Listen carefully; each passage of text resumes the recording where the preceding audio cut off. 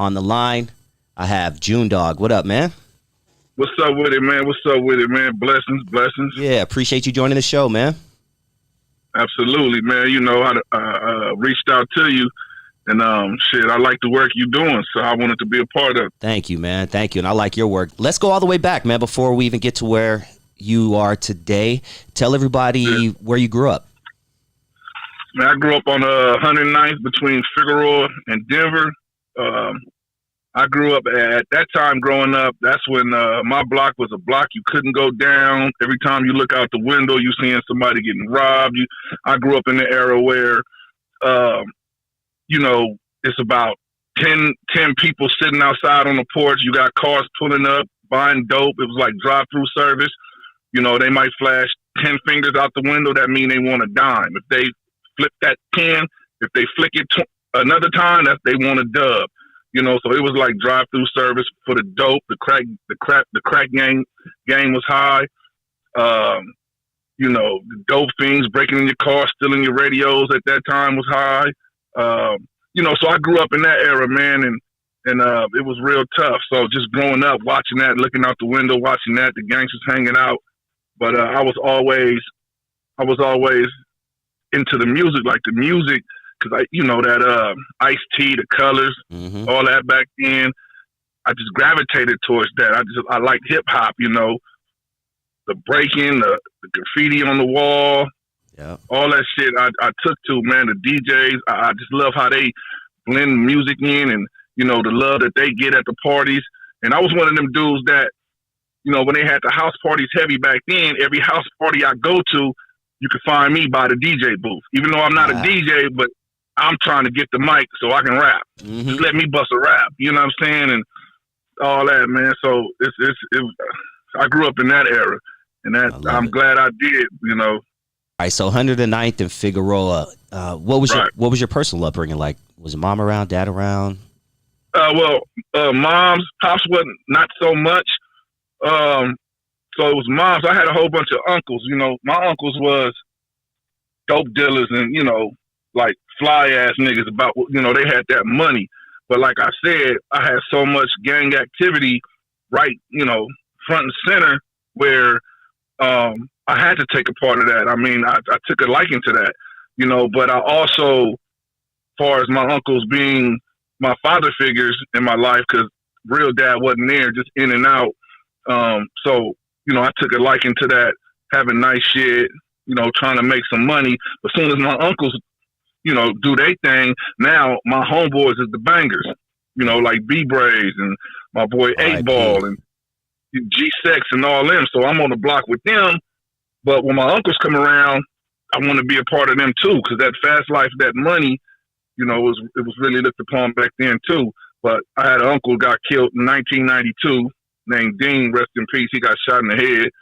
And then after that, my other uncle Donald, he was the kingpin. He had all the money. He got snitched on by one of his homies from the hood that he put on. He did 27 years. He just got out. Thank God for that. He did his whole 27. That was 94. He just got out like last year. So, but all that time they was gone, I didn't have that no more. So now it's just me to protect myself and defend myself. So therefore, the street became real prevalent in my life. So that was something that I really got into. After a while, getting in the shit, I did my high school thing, played football, junior college, and I got into, really the street shit, said fuck college, did all that, couple back and forth trips to jail and all that shit. But at the same time, I was into my music, so that really kept me from not being full-time into the streets and banging and shit, because I got a lot of homeboys that's dead or in jail. So, and I've been shot up too. So, but what pulled me away from being on the block 24/7, like, because when you're on the block 24/7, it's a good chance one of them days you're gonna get got out of that 24/7. So it wasn't 24/7 for me. It was I'm there, but then I had something else to do. You feel me? So, that pulled me away, man, and I'm glad it did. That allows me to still be here to this day telling them stories from back then. You know what I'm saying? Yeah. So somebody had to live on. Somebody had to survive to tell these stories from back in the day, and I guess it's me. And I'm going to tell it. You feel me? Glad you're here, and you're telling it through your music too, and through your interviews and things like that. So keep it alive, man. Something else, man, that I like to keep alive, and I did a whole hour dedication to him on my show, and his name comes up, all the time because I want to keep him alive. I personally think he is the greatest blood rapper ever. But you talked about B-Brazy earlier. Yeah. Oh yeah. Talk to us about B-Brazy and growing up with him. What type of dude was he? Give us some insight, because man, we love B-Brazy on my show. Right. See, the thing was B-Brazy. His mom had used to do jerry curls and shit on 109th Place in Fig. She had a shop. So she did the jerry curls for all the homies. But B-Brazy was never in the hood like that per se. But he was always at the shop with his mother and all that. And B-Brazy used to fuck with Yo-Yo. Yo-Yo grew up on 106. Yeah, on 106 Figueroa. She was from the hood too. I don't want to put her business out there. She was from Devil Lanes, back then. First crush. She was my first crush, dog. Real talk. Oh yeah, for sure. Beautiful lady. So B-Brazy was around there. So then he gradually he started coming to 109th, all that. So, but once he came, he was with the shit. So it wasn't no denying that. So now, since him being with the shit, he was always rapping too. Always rapping. And with us, my hood is real competitive. We got a whole bunch of dudes that rap. Yeah. Shit, not even in the LA, Pasadena. We got a gang of dudes that know how to do this music. So in my section, B-Brazy come around late night. We part of that crew that's out there late night serving dope to them cars I was speaking about earlier. And while we out there, 1 in the morning, 2 in the morning, we freestyling, we beatboxing, and we battling and shit. And dude was always dope, man. He couldn't deny it. Real talented, left hand dude. Can draw like a mug, man. That dude could have been an artist just on drawing. Damn. Every time it comes to writing on a wall, just give him the spray paint. Let him write. He drawing figures and cartoon characters and shit on the wall and dissing people, and he dissing people by drawing figures. You know what I'm saying? So yeah, dude was real talented, man. Like super talented, man. And it's a damn shame what happened, man, because all these rappers reference him. YG, Gang, all them, they know about this dude. I mean, I'm saying they know about him, probably never met him before, but they know about him.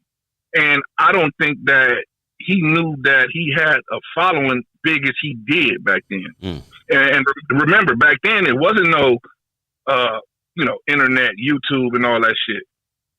We didn't have that. Yep. We was doing this shit off rapping on tapes and, getting the tapes out there. And, the banging on wax and all that came about. That spreaded his legacy. But even now, you can do this shit yourself. You feel me? You can put your own music out. You can shoot your own video. So if he would have had that capability now, sky's the limit, man. So yeah, but he deserved all the props he get. Period. Dude, real talented, man. Can't deny it. Man. Did he used to freestyle back in the day or anything? Because I remember. All that. Yeah. Man. When I heard first, when I heard him on Dom, was it "Let's Get High, Bitch"? Just that opening line was like, damn, who is this voice? That voice was.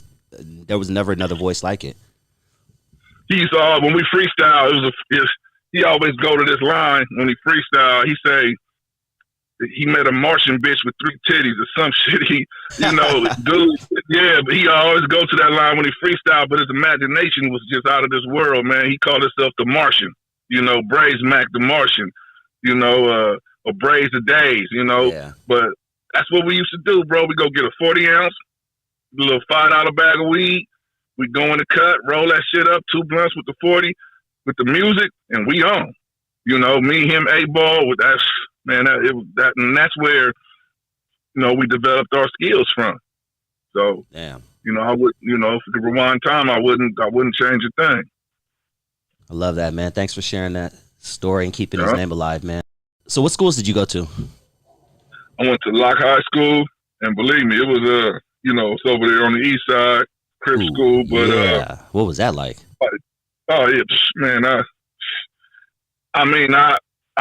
I was on the football team, basketball team. I love sports, but I was one of them dudes that in math class I'm bored, so I start writing in the books and shit. Yeah. Like every time you got Devil Lane Bloods in the book, all this shit, I did it. You know what I mean? Like, I just always found trouble and shit. You know what I'm saying? So now the motherfucking school, they trying to figure out who writing in all the books and all that, and it's me. You know, one dude, I remember I was walking down the hallway, and one dude, he was from, this dude was from, I think he was from East Side Hustler or some shit like that. He was like, man, I know that's you writing in all them books and shit, right? Yeah, but, you know, I done had a few squabbles up there. One of my partners got jumped. He was from Villagetown, Paru. I had to help him in the middle of the field, all that, man. But then I bring my ass right back to practice and all that. And Yo-Yo brother used to go there too. And me and him was cool, but he fucked with all of them. You know, he was good. But me being who I am, I'm a loyal dude, man. If I'm fucking with you, I'm fucking with you. Like, I never had homeboys where I can go to after school, oh, we got a party in Carson. We got a party. I'm going back to the hood. You know what I'm saying? With my niggas. Mm-hmm. So therefore, the football team after the practice, they trying to invite me to their parties and all that. I'm going to deal with you when we play football and all that. The games, I'm there. I couldn't do nothing outside of that with none of them dudes, you know. So, you know, but they knew what was up, though. They knew what was up, and I'd be right there. So it was, you know, I'm never a dude you're going to run off. That's not going to happen. I don't care what it is. Mm-hmm. Oh yeah, so I'm gonna be there no matter if you like me or not, and that's still to this day. When did you start writing raps? I was writing raps. Shit, when I start writing, man, like, probably. I know I dibbled and dab was writing some shit like. So when I started rapping, I'm going to keep it 100 with you, because even my big homeboy, Gangsta Lynn, he be like, June, I remember, nigga, you used to be rapping like Daz Effects back in the day. Ah, diggity. Hey, I'm keeping it 100. I'm a real dude, yeah. That's how I started. I love that shit. I used to love the Daz Effects and the Fooshnickings and all that other shit. So, chew, what to do? $10 1, $10 2. Hip-hop, bro. Hip hop, man. You know, hip hop. I noticed you used that AZ, one of my favorite songs, Sugar Hill. Sugar Hill. You did a remake to that too, huh?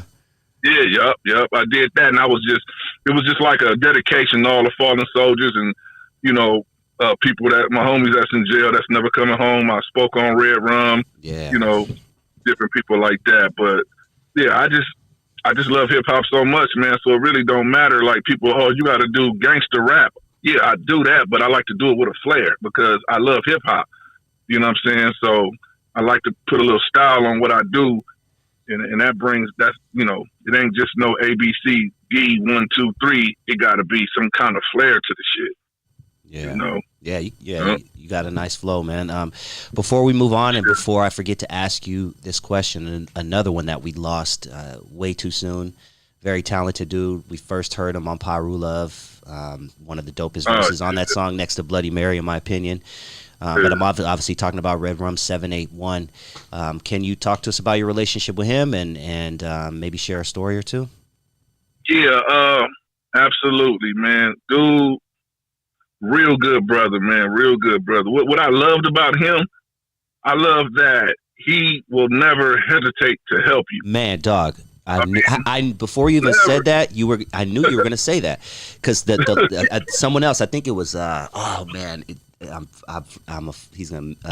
think it may have been G Love. Somebody said that exact same. Yeah, I heard that interview. Okay, somebody said that interview. And then you know what's a trip, dog, is I didn't even know Red Rum like that, but one of my only interactions with him, he dropped a little bit of game on me about video editing or some shit. It was like just that little interaction I had with him. So that's a trip that you said that, but keep going, man. Yeah. So with me, the ways that he helped me throughout, you know, my lifetime of knowing him, because I used to go over his house and record. You know, he lived in Watts in the Nicholson Garden. But not only that, when I first linked up with him, he was in the Inglewood. Went over there a few times, recorded with him and his brother. But then he moved over there in the Nicholson Garden. So I used to go over there, record and shit. And he used to always tell me, man, look, this is real game. This is what he used to tell me. This is real game. You need your own shit. You need your own hookup. You need your own program, your own mic, record your own music, because you are artist and you love the craft. You love doing what you're doing. So you need to have your own capability of That's recording game. whenever you That's want. game. Yeah, instead of just calling me and coming over here and paying me, he was like, "Stop it, homie. Just get, you need your own shit." He was That's like, "Not real that." game, because Punk would have said, you know what, dog? They would have tried to keep that money that you were paying him and wouldn't have dropped that game. But a real dude dropped game, and he didn't care if he was going to lose money doing that. Right. He was like, "Look, you need X, Y, Z. You get your Mac laptop." He said, I got a dude that'll put all the programs on there for you. Blah blah blah. Whatever you need. If you need a mic, I got a mic for you. All that shit he gave me. Okay, so I went and bought the Mac. Gave him the Mac. Slid him a couple dollars so we can give it to the dude. The dude loaded my computer up with all the shit. He gave me a subwoofer. He gave me a shield to go around the mic. So I bought. Man, he got me started. That's dope. And not only that, because I do photography too. And I do video too. So all his lenses that he have and all that, like Lynn, man. I mean, I'm like, not Lynn. I'm like, Rum, I got a gig coming up, bro. I shot a wedding. Charged him $2,500, and I'm telling Rum, I need some of your camera equipment. He was like, fuck that, let me shoot with you. So I brought him in, and we both shot. Broke him off some bread, but like whatever I need, whatever equipment that he got, he'll let me borrow it. This, that, and the other, all that, and he won't hesitate. Like it ain't no hating involved. And that's why dude was special. Not only him helping you, he will spit knowledge to you in real shit and tell you what you need to do to better your shit. But that me getting my own shit really helped me, because I got all my own shit now. Yeah. Whenever I got a idea in my head, I put it down and all that, and that's to Rum. Because other than that, I still would have been paying niggas to rap in they shit. Man, but dude was a real dude, man. But throughout all that time, he was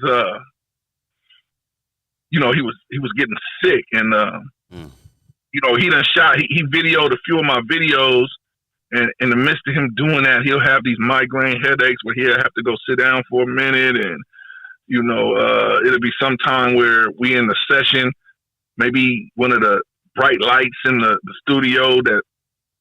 It would like bother his eyesight or something. It was a whole bunch of shit going on, and I felt bad for bro. And then, family issues, with his kids and his baby moms and all that shit, man. And so, not only that, he had issues with the banging on wax shit, with the young soldiers, the relatives, and the death row situation. He felt that they wasn't honoring him the way that they were supposed to. He felt that niggas had got plaques and platinum plaques and all this shit, and he wasn't awarded his, and they should have brought him into what they did when they broke off, like the relatives is what I'm speaking about. So with him and Big Y is my nigga too. I love bro too, and I'm the one that bridged them back together, because I fucked with both of them heavy, and they both they do the same shit. They both knowledgeable. They both smart with this business, and they both will help you. So I was like, you two niggas need to get back together, bro, and iron this out. So I'm glad that they was able to do that, but, man, and shit, man. Ron was a good dude, man. I hated that happened, bro, but man. Shit, well, it happened, and my job is to keep this shit going and always speak on every chance I get. You know what? Let's play this song actually, because I really like how you flipped it. That Life's a Bitch. I'm gonna go on and play that, and I'm gonna stop it. Every once in a while when a bar pops out that catches my attention, and maybe you can just give us a story on what inspired the bar. Let's run it. All right, this is June Dog. Everybody go to his YouTube. It's June, JUNEDAWG, June Dog. This is Life's a Bitch, and he's redoing the AZ Sugar Hill track. Whoa. Real life. Look. Check it out. Life's a bitch and then you die. Ain't no guarantee will I live or survive. So I'ma stay high with my eyes on them fake niggas. Ain't no telling when the Reaper wanna come take niggas. That's a dope hook, man. What inspired that hook? Well, it was just some real shit, man. That hook really, just for all the people that I know that they was here today and was gone tomorrow. Red Rum was in my mind when I thought of that. B-Brazy was in my mind because it's no telling when a Reaper gonna come take niggas. And not only that, when I say, you know, about the fake ones, because there's a lot of fake ones that's in your circle. You know what I'm saying? They'll talk to you just to get your information and then go fuck around and talk about you. Man. Same shit that you told them, you know, like. So I'm like, man, this just, I was just trying to be real as I can be when I came up with that hook, you know. And with me, with my music, I don't write no more, and it's all in thanks for Red Rum. When I got my own equipment, that took out the process of me writing. I used to write, but now I just go record the way I feel. Okay, nice. Yeah, I punch in, bro. I punch in. I don't just get on there the whole 16 one take Jake. Nah, couldn't even tell that. Nice. I might spit 4 to 6 bars the way I feel it, though, the way I want to say it, because the pen and the paper, it's robotic. It's like, bop, bop, bop, bop, okay, bop, bop, bop, bop. Nah, if I can just spit it like I'm talking, that's not, you can never write how you talk. Yeah. You know what I'm saying? So, and that's the raw and the real emotion is how you talk it, not write it. You know what I'm saying? So, and that I love doing that now, and that's my process of making music, though. Damn. I just say what I feel. As somebody who grew up in the studio, I can usually tell when somebody punches in. I can't even tell that you punch in, dog. So you're doing an amazing fucking job at that. That's good shit. Man. All right, let's continue. Yeah, my niggas suffered in the hood. When you live around here, it makes you tougher in the hood. Keep your head on the swivel with undercovers in the hood. And when you fucking these bitches, you use a rubber in the hood. In the hood, nigga. My niggas never understood. We just trying to get a piece of the pie and live good. Yeah, it's blood in and blood out. Ain't no breaking our bond. LIP the girl mad, Lil Louis and Lon Wine. It sounds like they were close to you. And talk to me about the people you gave respect to. And that's my boy Lon Wine, man. Oh man, that's another heartbreak. Is that Lon? Is that the one with the beard? Yeah, I saw him drop something on your Instagram. Yeah, that's a heartbreak, man. That dude, man. Back in the day, his sister used to have a little crush on me, you know. But it was always family. Ain't nothing ever happened. That's family. That's sis too. His big brother Buddha, you know. His mom's good friends with my mom's. You know, even with Lon back in the day, see, Lon always was about his paper. I done bought rims from him, you know, shit like that. And, you know, he's so good of a dude, man. If I'm short, I'm like, man, I need to hold something. He like, here you go, June. He just, you know, good dude, man. He done paid for, and to bring a present before he died, we done had homeboys that lost their moms. Guess who paid for the funeral and everything? This dude. You know, he done paid for people's parents' funerals. So, you know, he did a lot for the neighborhood, for the community, man. It's just, I don't, you know, he was in some shit. I don't speak on nothing I really don't know about, so I don't know what led up to you know, that situation where he's gone now, but I could tell you what he's done, and he's done a lot of good for a lot of people, and that's all you're going to ever hear about, dude. He was a real good dude. Whoever going to speak about that, they'll tell you the same shit, man. Real good dude, and flossy, too, like, fly-ass dude, too, man. You know, and then we got a homegirl, you know, Girl Mad. I spoke on her. Beautiful young lady, too, man. Beautiful, you know. She got taken away over there on the east side, got into some shit, man. That's why the shit is crazy, man. Like I said, I got a whole bunch of people that's dead or in jail, and this shit, I'm just glad to be here still, you know. Yeah. So if I can speak about it, I'm gonna rap about it, I'm gonna talk about it, I'm always gonna tell that story. Just like that. Let's keep it pushing. Lost too many real soldiers, so keep it real with your niggas. You never know who might be the one that go kill for you. Red Rum, I feel for you. Your power ruin in peace. I keep it gangster like a cuff in the crease. Ain't nobody guaranteed tomorrow. I'ma let it be known. Pouring out some liquor for evil and kill a tone. Damn, I wish Lil P was home. Yes, indeed, it's on. Reminiscing while the beat is on. While the beat is on. Life's a bitch and then you die. Ain't no guarantee will I live or survive. So I'ma stay high with my eyes on them fake niggas. Ain't no telling when the Reaper wanna come take niggas. This is for my day ones out of the sandbox. Never will I give up on making our brand hot. Body after body, you can be another numero. Only time niggas get together is a funeral. Damn. That's deep, man. Talk to me about that last part here. Okay, let me. I'm gonna go back because go ahead, homie. When I first started the hook, I said life's a bitch and then you die.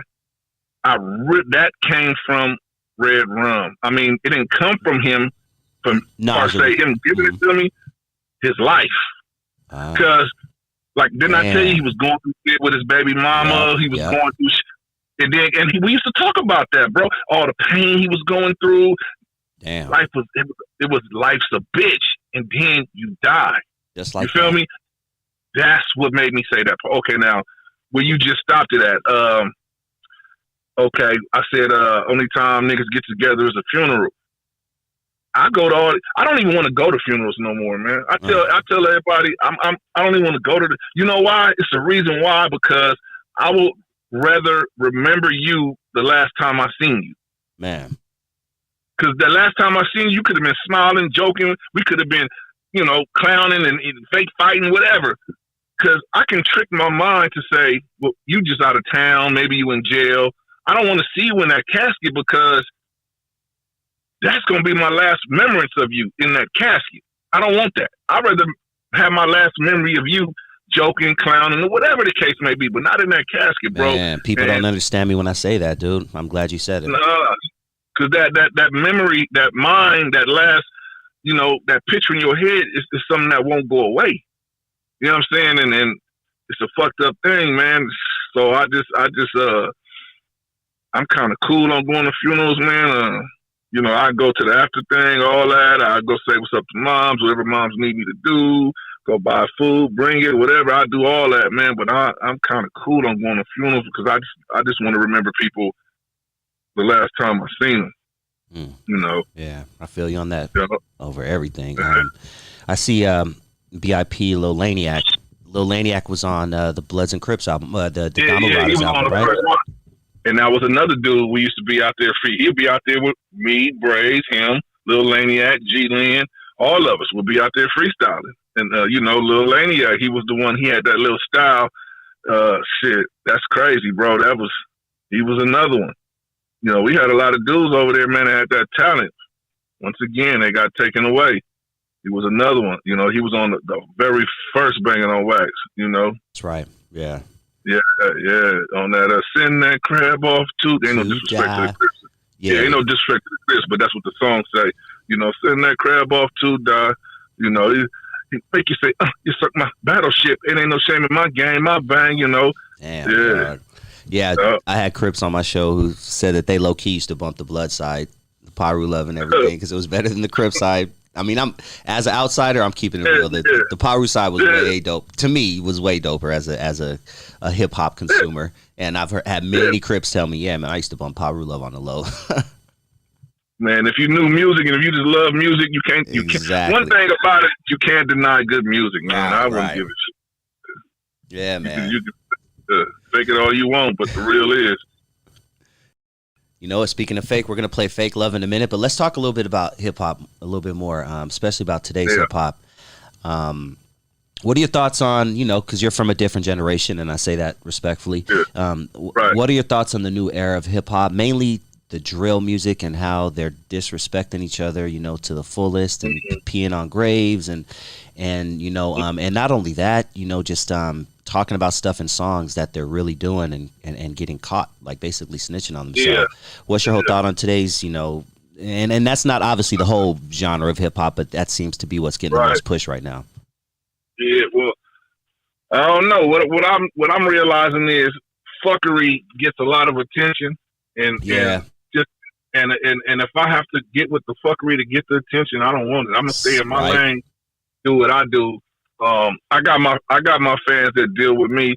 I don't too much, the drill shit, the Chief Keef, I think that's his name, and all that shit. Then they had the little white rapper named Slim God or Slim Jesus. I remember, yeah. That was a joke. And everybody was on his head trying to get him because he said the guns was fake. And man, that's all clown shit, man. I don't. I was turned off a long time ago from that shit, but some of that shit was cool, but not cool enough for me to stay focused on it or bumping it wherever I go. I'm straight good, man. As far as the new shit, like on the West, I'm with it, but some of it, man, I'm gonna be real, man. Some of this shit, I'm gonna be 100, and not to say that I'm just the dopest motherfucker in the world, but some of this shit, like the lyrics, be garbage, you know. But the beats be fire as fuck, and you know, I'm in the lyrics too, so some shit be garbage, man. But it is what it is. I mean, a lot of if the massives like it, what my little opinion matters. So it is what it is, man.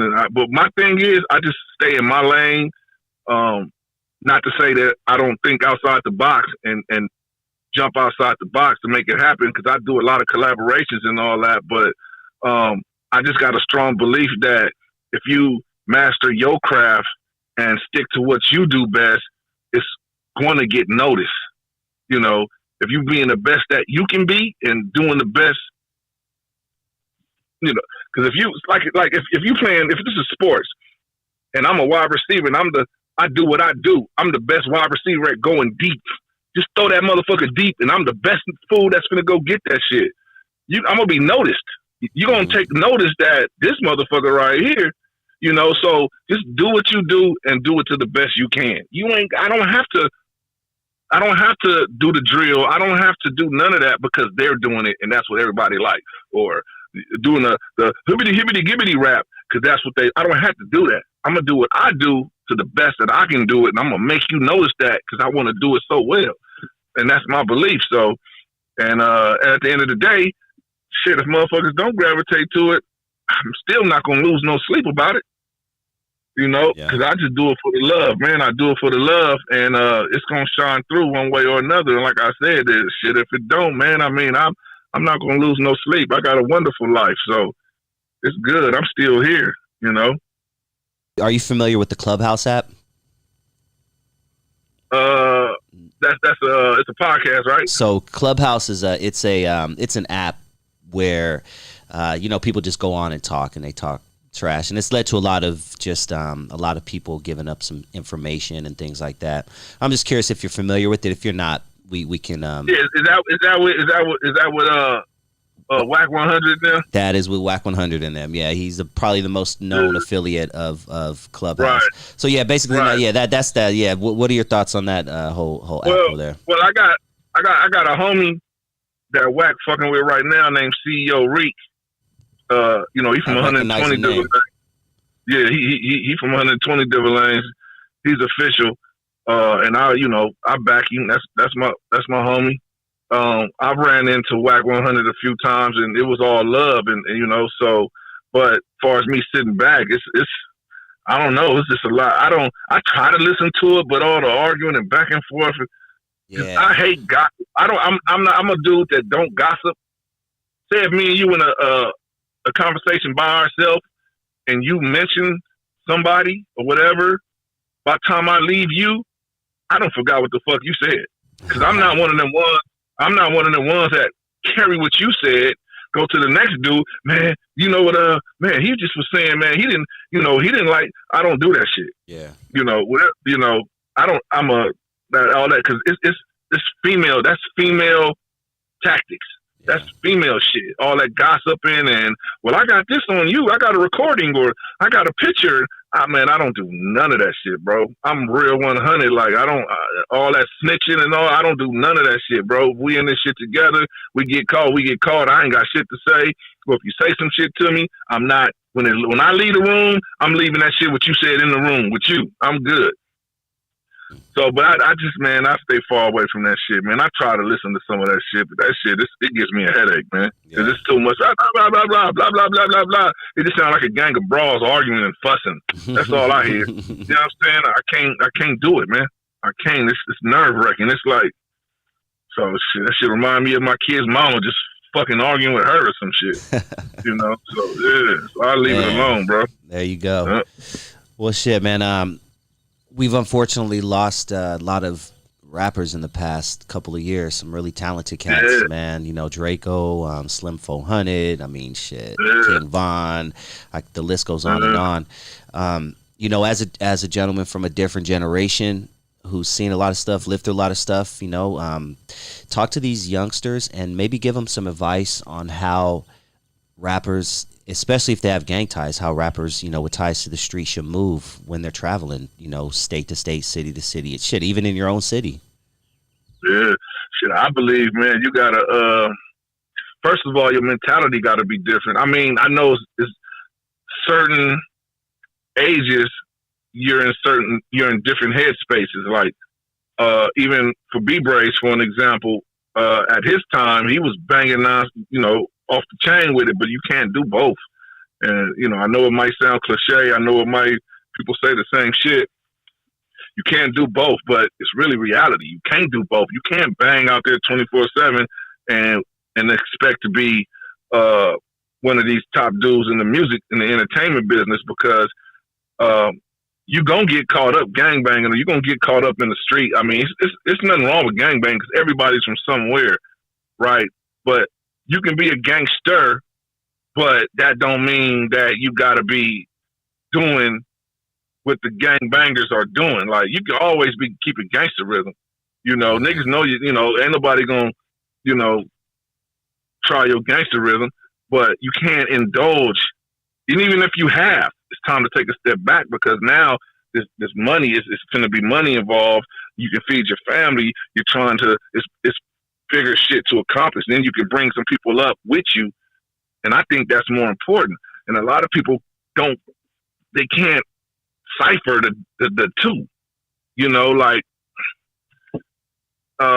everybody not your homeboy. I was once told that you can't bring everybody with you, and that's the problem. You're trying to bring everybody with you, but everybody you bringing might not be on that same page as you. They might be out to get you too. Could be your own homeboy. There might be some jealous motherfuckers. A lot of these dudes getting killed in their own city, getting killed in their own hood, getting killed by people they know. It's really no longer they got killed just on a random act. It's a motherfucker that been plotting to get you, that been, or some shit like that. And somebody that you probably even know, that you helped back in the day, something like that. So it's just, your circle got to be thorough, man. And you got to know who's really real. And a lot of these dudes is getting caught up because their circle is not really real like that. It's chinks in the armor. And wherever those cracks are, all that fake shit is sliding right through. And that's how they getting caught up, because I keep my circle nice and small. I move how I move. Whoever gonna fuck with me, and I don't need no shit. My thing is, I fuck with who fuck with me, and I'm gonna leave it as that. If you wasn't fucking with me all that before, it ain't finna be no new niggas, and I don't need to have my crew all like that. I just need people I know I can depend on. I know that they got my back, and we've been doing this shit for years. Ain't no new shit, like that. I'm a different cat, man. I sit back and just watch these dudes, man. And I'm not out here trying to prove myself to anybody, so I don't need to be doing the extras that's out of my character just so I can get approval from motherfuckers who want me just to get on their level anyway. Their level might be reckless. Their level might be careless, or whatever the case. I had one of the homies from in the pen. I ain't gonna say no names, whatever. I love him too. That's my boy. But he was telling me that my record, the same team. He was like, "Damn, blood, you can't take all of us on you with that ride because we ain't all peace treaty like that." Blah blah blah. But see, we speaking from two different spectrums. I'm on the street. He's never coming home. I'm on the street, right? I'm trying to better our situation. Our situation is my community, the same community he's from. I'm trying to better my way of living, my family's living, and me dealing with the other side. The only reason I'm dealing with the other side is because he has the same mentality as me. He's trying to better his situation. This ain't no Bronco, what I'm saying? But you talking about Bronco? Yeah, I'm talking about Bronco. Yeah. Exactly. But it's my boy Mike D. He's from Compton Avenue Crib. I fuck with him heavy. Real dude, real cat. Like dudes like that. They got their mind on right. And they ain't with that bullshit. They about family, money, loyalty. Because blood don't make you family. Loyalty makes you family. So because your family is blood. They'll be the ones that stab you in the back first. So, and that's what I'm, So, but me trying to understand the homie, he's behind the wall, and they moving like that. But we on two different paths. But my thing is, allow me to better my community, to better my space, so therefore I can try to help you if you need help. Because that's just how it's going to work. But I don't appreciate you trying to step on my or blow my candle out, my shine, because you feel like that. And I got to live my shit, man. But so I just do me, man. I live mine, and I'm going to run my own program because I've been doing it that way. And if anything ever comes about, I look out for those that deserves to be looked out for. And then I don't need no new niggas in my circle, none of that shit, So I keep it all 100, man. I keep it all Figueroa, bruh. Shit. So that's probably the best way to segue into the last song that I want to play before we call it a night, man. Fake Love featuring BR. Let's go ahead and play this. Are you on the first verse, or is BR on the first verse? No, I'm on the first verse, but BR, that's my little brother. Oh, okay. Yeah, his name Baby Rue. I'm trying to put him in. Shit, hell yeah.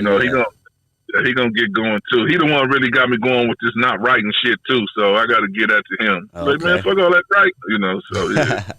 I love it. Let's play this Fake Love, man. Once again, JuneDawg, JUNEDAWG. Follow him on YouTube. You writing that shit, by the way. I must say, you are writing the fuck out of that track. I got to take that shit back. Hold on, dog. Hey, remember, I didn't fake love. Ooh, that's a deep line right there. And remember, none of it's written. None of it's written. It's going in. Let's go. That's off the dome too, which is even more impressive, dog. You know what, man? That's a deep line because every Sunday I do a segment on my show where I talk to my homie who's doing life in prison right now. And he tells me we talk the good, we talk not the good, we talk the bad, the gritty, the grimy, the most grittiest of shit in about prison life to deter kids from hopefully going that route, right? That's the whole purpose of the show. And that last line you said something along the lines of dudes taking or something like that, shooting in the street but taking in prison or whatever. Which is one thing that he shared with me, man. He said, the big homie out there, big such and such is a big man on the street, but behind doors he's busting cheeks, dog. Man, talk to me about that line, man, and that whole situation, dog. Yeah, man, it's like you do what you do on the street, because when you gotta keep in mind, it's dudes in jail that ain't never coming home, never. And what these police do when they lock you up, they throw you right in there with them fools. So no matter what they do, I know a nigga that he got his teeth knocked out, all that shit. They him, all that. So now he got to come back to the streets though. He getting released. But on the streets, he wilding out doing what he do. But then he in there with some cats that's on a whole nother level than him. So they did what they had to do. But it's just a fucked up thing though. So I can't even wrap my brain around that, and I don't want to do no shit like that. Shit, man. I just spit the lines how I just imagine the shit, but the stories that I hear, shit like that, and it's true, bro. Niggas got to come out, get fake teeth put in because they got their shit knocked all out. They got fucked, and man, who wants to live like that? Like you said, you telling these stories to the kids. I mean, come on, bro. Like, do you want to live like that? Like, there's no coming back from that. Like, I can't imagine, man. Man, yeah, man. I just try to spit them lyrics vividly and as I can. Like, hopefully, you did. That's good. It stood out, man, and that's it's gonna catch somebody's ear. Right, and it's not a pretty thing. It can't be. Yeah, man. All right, let's keep it going, man. Oh yeah, absolutely. Yeah, tell BR. Yeah, that's what's up, dude. Good shit, homeboy. Yeah, you're gonna hear more from him because we got a whole bunch of shit together, man. So you're gonna hear plenty from him. That's dope, man. That's dope, dog. Well, man, it was a pleasure talking with you, man. I hope we can do it again, man. I dig your vibe. Absolutely. I dig the music you're putting out there. So I just want to wish you, the best in everything you do. I know you're going to continue to keep doing great things, man, and keep your, like you said, keep your circle small. And I see great things ahead for you. Where can everybody find you, man? Man, they can find me. They can Instagram me at June JUNE _ T like Tim THA1. That's Instagram. You can the Twitter's the same. It's June the 1 on Twitter. You can get all my music, like all that music you played, the Fake Love, the Same Team, all that. I got new releases. Just dropped a song right now with my boy Papa Smurf.